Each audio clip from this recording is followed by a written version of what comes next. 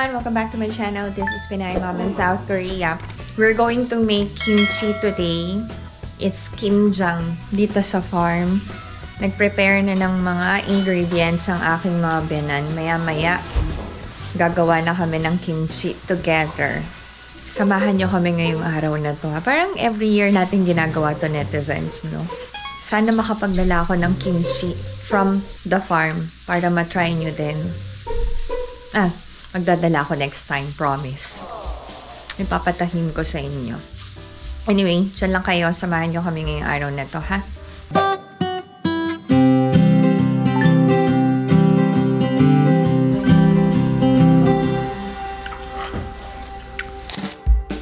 After lunch, ipe-prepare na namin yung pinaka-filling ng kimchi. Yaan. Mixture ng iba't ibang ingredients. Tapos, hindi mawawala ang veggies like yung carrots, radish, green onions, and yung tinatawag na cut.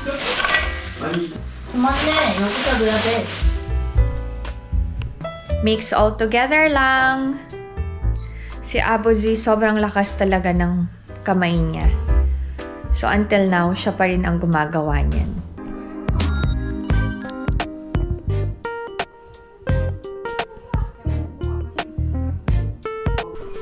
Kapag gumagawa ng kimchi, nagpe-prepare kami ng suyuk. Originally, yung makapal na pork belly ang ginagamit for suyuk. Pero this year, ayaw ni Omoni na magpakulo ng matagal. So, ito yung binili niya. Same lang din naman lasa kasi pork. So, turuan ko kayo kung paano magpakulo ng suyuk. Papakulo kami ng baboy. Lalagyan ng ginger. And then, soybean paste. Pantanggal lansa. Lagay na natin ang pork. Ito yung makapal din. Pero yung original talaga na pork na ginagamit for suyuk is yung pang lechon kawali natin sa Pilipinas. Yung makapal. Nilalagyan din ng whole peppercorn. Lagay din ng green onion. Tapos maglalagay din ng soju or beer pang tanggal lansa. We also eat oyster kapag gumagawa ng kimchi. Yan. Ito yun. Huhugasan ng salt water para daw mas masarap and mas malasa. Warm water na may salt. Dilute lang ang salt sa water. So, may mga stone na nakadikit. Kailangan tanggalin.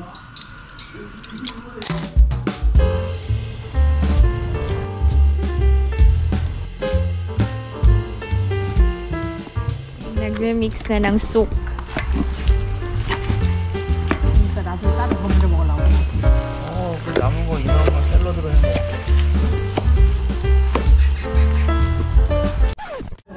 Siyempre, nagtatalo sila kasi sobrang dami nilang ginawa.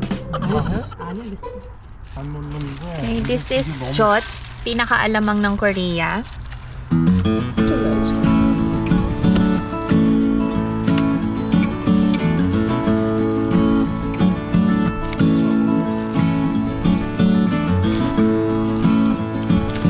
Okay, bago lagyan ng filling, kailangan hugasan ng ilang beses ang cabbage. Nababad na to sa asin for 24 hours. Every year, bago mag-winter season, gumagawa talaga ng kimchi ang mga Koreans. Yun yung supply nila for the whole cold season. Kaya naman maramihan ang gawa. And hindi lang yung cabbage kimchi ang ginagawa nila. Iba't ibang klase ng kimchi. Kasi kapag winter, limited ang supply. We have to wash 3 times ang mga cabbage para siguradong malinis. And masarap. Hindi masarap. So, may cameraman. And ilang beses din namin pinapalitan yung tubig.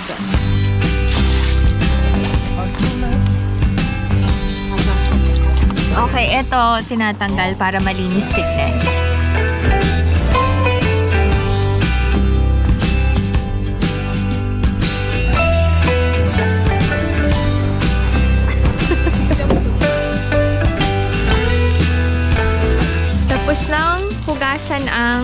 cabbage. Oh, diba? Sobrang saya ng bonding. Pagandahan daw sila ng cut. Ay, ang lalaki na ng mga bata.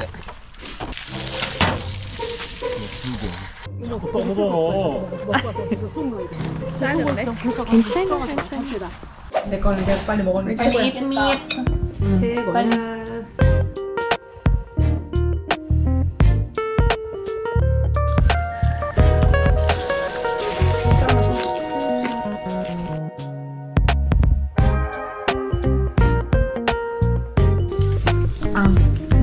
썩는 거 씹어 먹어.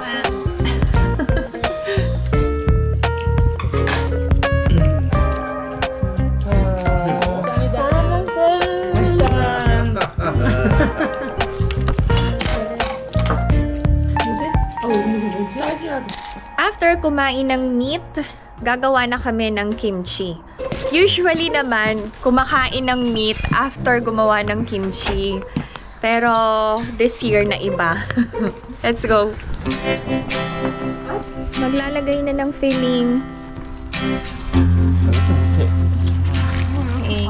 So this is how you put the filling. 이것도 한 거.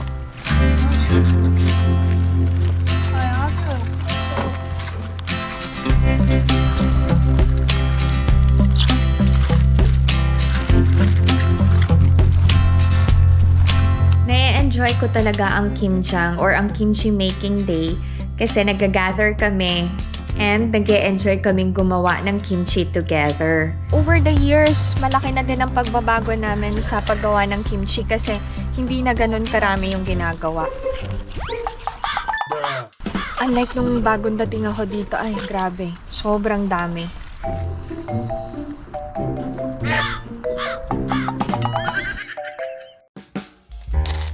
I'm sure masayang-masaya si Abuji and si Omoni kasi kasama nila ang mga apo nilang gumawa ng kimchi this year.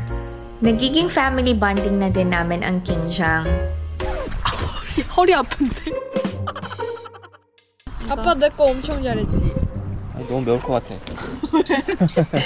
Natrabaho ba ang paggawa ng kimchi? Yes. Kulang ang isang araw para makagawa ng masarap na kimchi. May dala kaming kimchi container. Dalawa lang.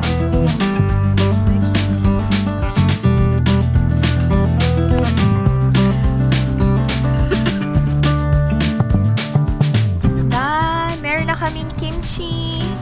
Okay. 해봐. 잘한다 우리는. 거꾸로 놓고.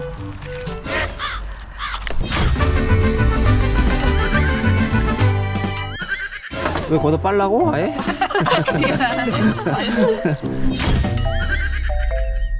Magastos ba ang paggawa ng kimchi? Yes, magastos kasi ang daming kailangang ingredients. Mabuti na lang, sobrang blessed kami kasi hindi namin kailangang gumastos para sa kimchi. Lahat ng kailangan namin available dito sa farm na tinatanim ng mga biyanan ko.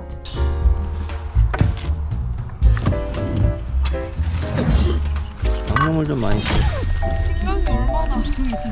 Si Adrian talaga, hinaharot ang cabbage. 이게 너무 많이 넣었잖아. 더러. 맛있잖아요.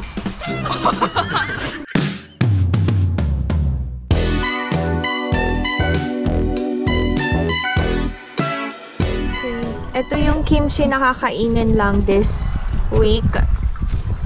Ito yung mga natirang cabbage. Nilagyan to ng fish sauce and chili powder. Kulang na yung namin filling. Ito yung tinatawag na mock kimchi. Bakit mock kimchi? Kasi mock yung parang bara-bara lang na kimchi. Halo-halo, ganyan. Tapos yung mga tira-tirang cabbage yung ginagamit. Pero titimplahan din to. Mahirap din maghalo. Utot na ako ng utot. Kakakain ng kimchi. Maganda sa digestion ng kimchi. Maamoy lang talaga pag marami kang kinain. Sisingaw sa hininga. Kaya kapag may date kayo, huwag kayong kumain ng maraming kimchi, ha? Alam nyo ba ang sekreto kung bakit masarap ang kimchi ng Korea? Nilalagyan nila ng blended fruits like apples, pears, and yung plum syrup. Dahil ang paggawa namin ng kimchi, thank you Lord, natapos namin ng maayos and masaya ang kimjang today. That's it. This is my video for today. This is our kimjang this year na sobrang saya kasi buo kaming pamilya na gumawa ng kimchi. Sana nagkaroon kayo ng idea kung paano namin gawin ang kimjang. So, if you enjoyed watching this video and new to my channel, please consider subscribing, like, and share. Pinay Mom in South Korea. Stay safe everyone. Bye! Uwi na kami. Bye-bye!